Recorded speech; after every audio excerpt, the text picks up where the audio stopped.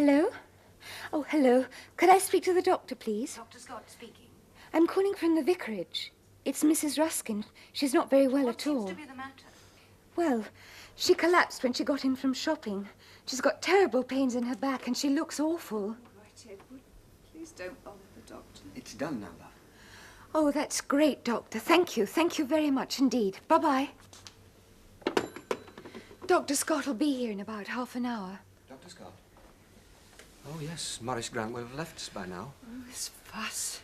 Can I get you a cup of tea or anything? That's a good idea. I'll do that. Are you sure? Yes, I know where the things are. It'll be quicker that way. Now, don't move, love. I'll be back in a minute. Isn't this silly? Shh, don't worry. Just relax. The doctor will be here soon. I was carrying all that shopping. I shouldn't have done it. We usually take the car on Saturday. Have you had this pain before? Yes. Lumbago. It's all the drafts in this place.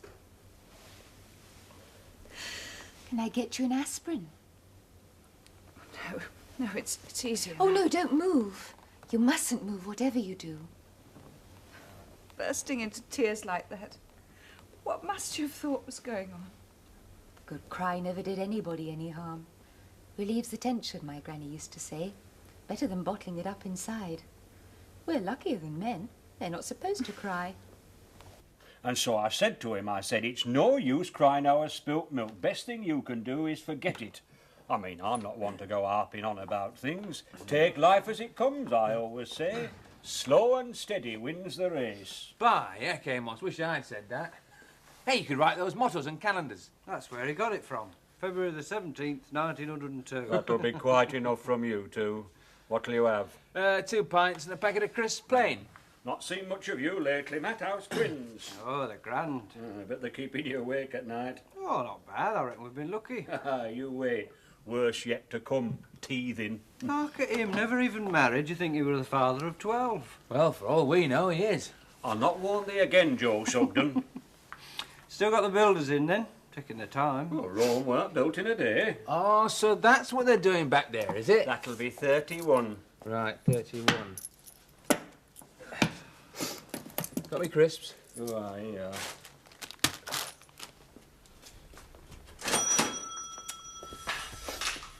Right, what are we doing tonight? I don't know. What do you want to do? Oh, not bothered. Go to pictures like we said. Oh, no, you don't want to be lumbered with me all night. Oh, don't be daft. No, fair dues. I mean, if Peggy had felt like coming, but, well, they're not feeling up to it. No, you go off on your own with Penny. It's not fair on you, though. First Saturday night you've had out since you went into cottage. I know, but you don't want me along with you, though. Go on, be honest. You only went along with it because Ma said it was my turn for Land Rover. No, I'll be all right. Happens someone will come in tonight. 4 nights out that I can talk to. Now you're making me feel awful. Well, there's no need. I've been on my own before, you know. I'll be all right. There's plenty I can do. Could always play darts. Oh, that's right. I can play darts. That were a message for you. Oh, me? Aye, it were young Penny on phone. Well, why didn't you call me? She's rung off. She were in a bit of a hurry. She's sorry, but she can't meet you tonight. Why? She's looking after Vicar's wife. Had to get doctor to her. Well, we're going to pictures tonight. Don't take it out on me. I'm only passing message on. She's not coming any road. Oh, that's great. Well, never mind. We can go to pictures instead. We were supposed to be going up to George Verney's for dinner tonight. Perhaps I'd better phone and explain. Oh, why don't you go on your own? I'll stay and keep Mrs. Ruskin company. If you like, I'll make a meal for you tomorrow.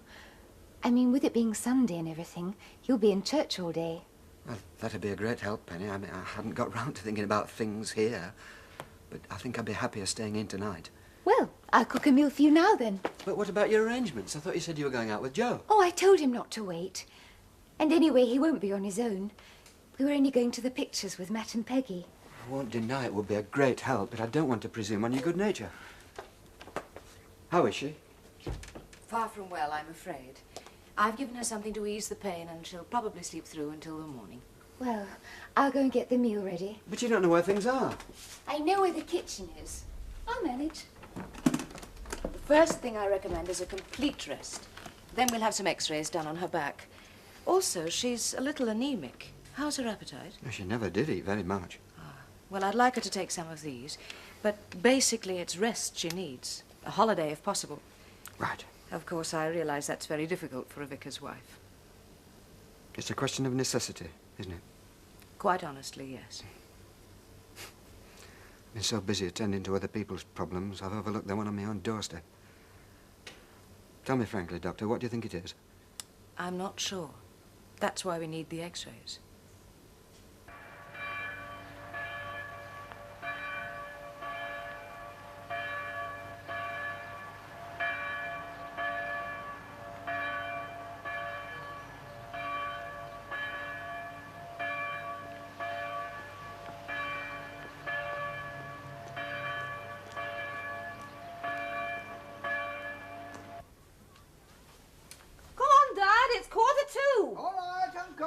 I don't want to be late. Last time we were late, Sidesman took us right down to front row, and I came home with a stiff neck from looking at Vicar at the pulpit. Well, what's the problem? Plenty of time. Only takes 5 minutes at Land Rover. Ah, and another 10 minutes to unload. Come on, Dad. All right, I'm here. What's that smell? Like perfume. Oh, that's me aftershave, what our Peggy gave me for Christmas. Well, you've put enough on. Well, it'll wear off in fresh air. Are you going to church dressed like that? Oh, it's all right. I'm just dropping you off. Do you no harm to step inside? Service only lasts an hour. What do I want to go to church for? I can talk to God here, can't I? Aye, but you can't talk to Penny here because she'll be in church. Oh. Ah, well, have no joint congregation then, because you'll want running home again, won't you? Well, you up and get changed then. Change? I thought you were in a hurry. Only takes 2 minutes to put your suit on. We were waiting in Land Oh, Rover. right. Where's my muffler, Annie? Don't know. Where'd you put it last? Well, if I knew that, I wouldn't be asking, would I? And if I had my own room, like I should have, I'd be able to keep all my own stuff in my own chest of drawers. You got more space than Joe as it is. Well, I don't see the point of having yon room empty with Henry Wilkes away gallivanting. You're not going in there. Well, it's only temporary. Not even for as much as a lie down. Here's your scarf on your own chair. Come on, Joe, we're going to wait in Land Rover.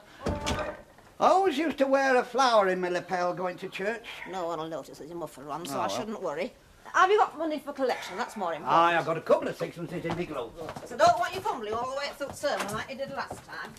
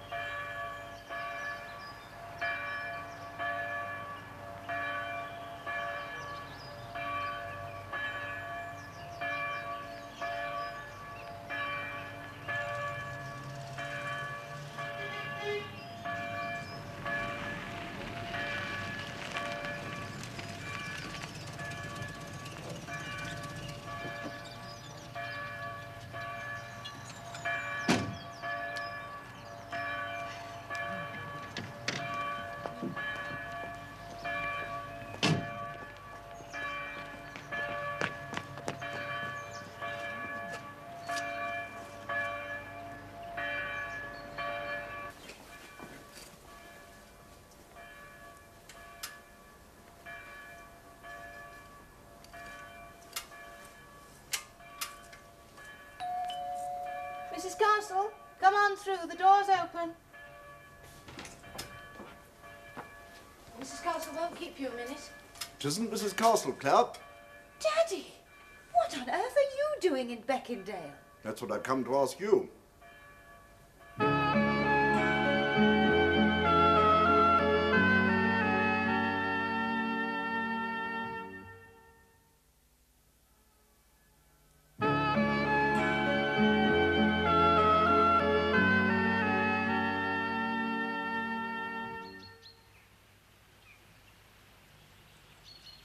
Yes, but why didn't you discuss it with me? How could I? You were in Brazil with Lord... what's his name? Only for 2 weeks? Then Geneva. 4 days. Glasgow. Overnight. Well, anyway, you weren't in London. You didn't even discuss it with your mother until the day before you left. She was with the St. John Jameses, and you know she doesn't like me to call her there. You realise I'm going to have the hell of a job talking Ramsay into taking you back on the staff. No, you won't. Because I don't intend to go back. But you can't spend the rest of your life here. You've got a fine mind. I mean, it's remarkable for a woman. After a few years, you could have joined me in the practice. Harley Street doesn't interest me. Well, what have you got in common with these people? Your father was one of these people who worked himself to death in a mill in Shipley so you could go to medical school. He worked himself to death so that I could get the hell out of it. Now, you turned your back on all the advantages I gained. I used the advantages to do what I want to do. I could have got your practice if I'd known, if you'd told me. You didn't ask. Daddy, I don't want a row. Who's rowing? I'm not rowing. I'm perfectly calm. Just don't understand, that's all. It isn't as though you were unhappy. I mean, Ramsay was delighted with your progress. He was even talking about you becoming a consultant in a couple of years. But I didn't want to continue at the hospital. I tried to tell you that at Christmas. Ah, it's that boy Simon, isn't it? Go on, be honest. Daddy. You've had a tiff. Simon isn't a boy. He's 33 and we haven't had a tiff. Well, what's he got to say about all this nonsense? Hmm? You're getting married in a couple of years, aren't you? No. But that's not the reason I'm here. I just don't understand. Defeats me. Well, actually, you're partly responsible. Remember, it was you who encouraged me to do locum work while I was still a house officer. Yes, but I didn't mean you to become a GP. You were going to specialise. Don't you think a GP is a specialist? Well, what have you done for money? You had to buy this property, I imagine. It was very reasonable. I got a mortgage. What about your place in Chelsea? You've not sold it, I hope. Simon's renting it with a couple of friends. That's paying off the mortgage here. Well, I hope you've had a affairs report done on this. Looks a bit damp to me. It's very sound. Actually, the man I bought it from knew you at medical school, Maurice Grant. Grant? One of our lecturers. Fancy him still being around. Well, the practice can't be that bad if Maurice Grant had it. You said Penny were in church every Sunday. Well, that's what Amos told me. Goodness sake. You talked about an outhouse all the way home. Well, I put my best suit on and everything. Got to take it off now. Joe, when I were your age, I were in church 3 times on a Sunday, and we used to wear stiff white collars and all, enough to choke a man. We haven't got that to put up with any road. Ah, but that was before you and Noah built Ark.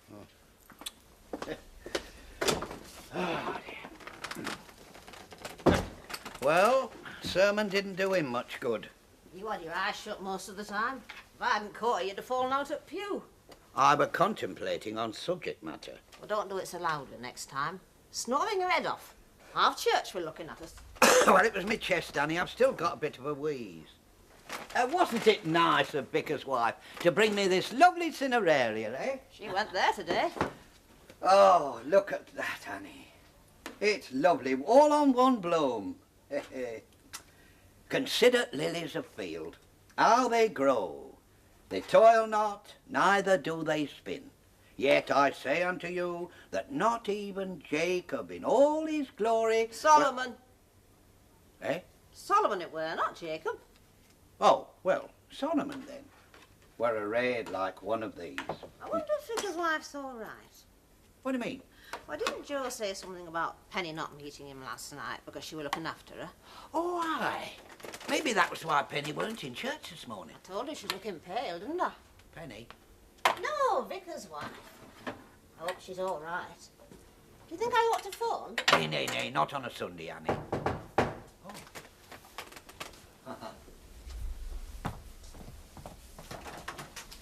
Here we are then. Come on, Sally and Sam, say good morning to your grandma. Come back, so for that, maybe out of the draft there. Hello, me beauties. Hello. Aren't they grand? We're growing, Matt. Hey, how are you, Sam, then? Yours like Annie is a spitting image of me dad, aren't you, Samuel, eh? That's Sally, Sam's at the other end. Aye, well, of course. That's trouble with twins, Matt. You never can tell who's who. Is Peggy not here yet, then? No, she not with you? No, we've been for a walk. I left her behind to do some bookwork while the place was quiet. Oh, meal's not ready yet. Sit yourself down. Well, how are you today, then, Grandad? Oh, I went to church. You took us in Land Rover. Aye, it were a nice service. You'd have enjoyed it, Matt. I told Vicar you'd be making her an appointment for christening, like. Oh, well, I don't know about that. Peggy's not too keen on having them christened. Hey? Since when? You can't leave them heathen. Well, she says we never go to church, do we? No, but she were christened. I never heard such rubbish. Well, any road, Don't let on I've said out about it. We've already had one Barney about it. It'll only spoil Sunday lunch. But that? No, Mum, please. Promise? Oh, folks say. Never mind, folk. What's Vicar going to say now I've mentioned it to him? Is it all right? Oh, yes. Yes, it's very nice. I thought I'd serve it in here because it's so cold in the dining room. We often have Sunday lunch in here anyway. Saves lighting 2 fires. Must cost a fortune to keep this place aired. I took Mrs. Ruskin's meal up to her, but she didn't seem very hungry.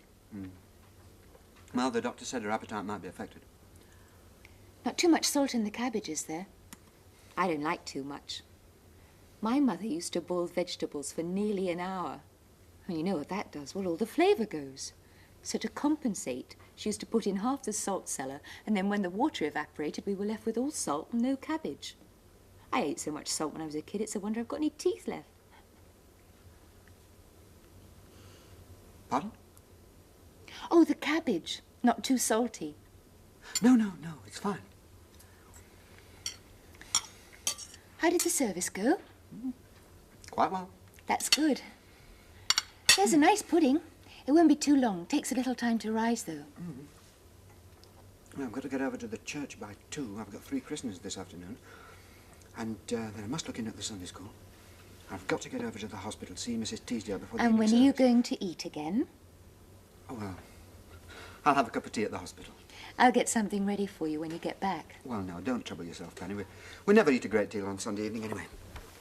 Now, I wonder if Liz would like that wireless in the bedroom. I'll just pop up and ask her. It's all right, I'll get it.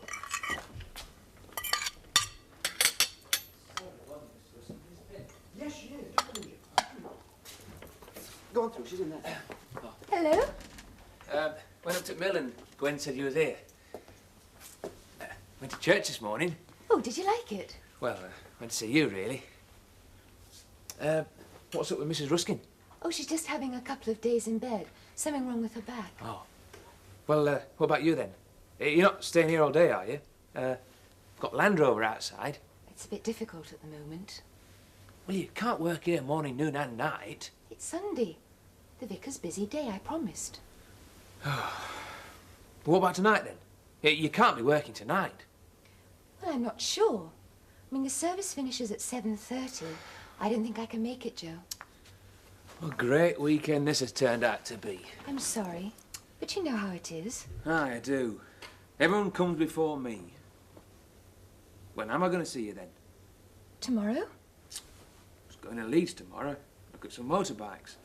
Couldn't find out in Bradford. Well, I'll have to come with you then, won't I? Really? But to the day you said I've you didn't... changed my mind. Great. Well, we could take bus into Houghton and then, if I get by it, we could ride it back. That's really great.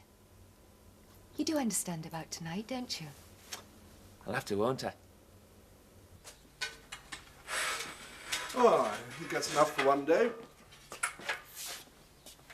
After 6, you know. Oh, Daddy, I'm so sorry. You must be starving. And anyways, you're staying the night. I'll have to book you a room at the Blue Ball. Well, no, darling, I'll have to get back tonight. To London? That's crazy. Well, I'm lecturing at Bradford tomorrow.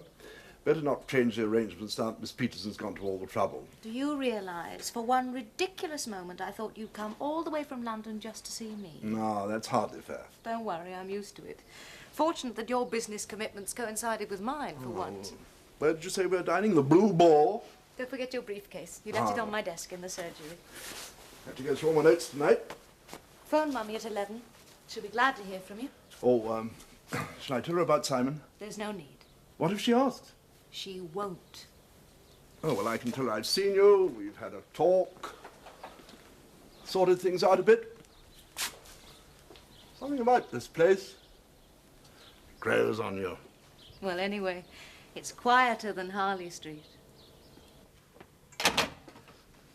I've managed to contact her for you, Mr. Phelps. She is helping out at Vicarage, like her friend said. Well, I just thought as I was passing through... Oh, she is coming down. I particularly stressed it were important.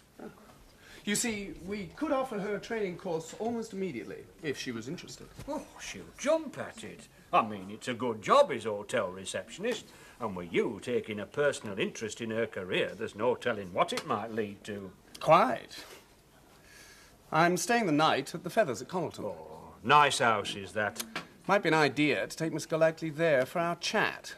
I believe the food's quite good. She'd probably welcome a decent meal. Oh, aye. She's not got two halfpennies to rub together. None of them have. In fact, from what I hear, though I'm not one to gossip, mind, they're sponging off Jack Sugden, young fellow that owns Mildenose. Oh. Would you like a drink with me? Have a short. Oh, thank you, Mr. Phelps.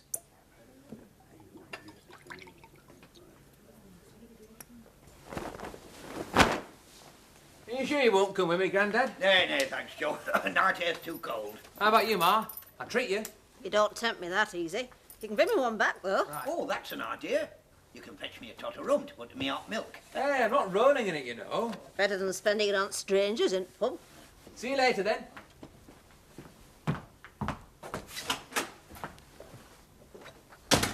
Oh, I've thought about it, yes. That doesn't mean I've decided to do it. I'd like to know a lot more about the job first. Quite right. Look, I'm staying at the Feathers. Oh, wow. Why don't you join me for a meal there, and then I can explain... You mean what now? Well, I'm not sure. Pint, Amos, when you're ready. Hello, Joe. Well, fancy seeing you here.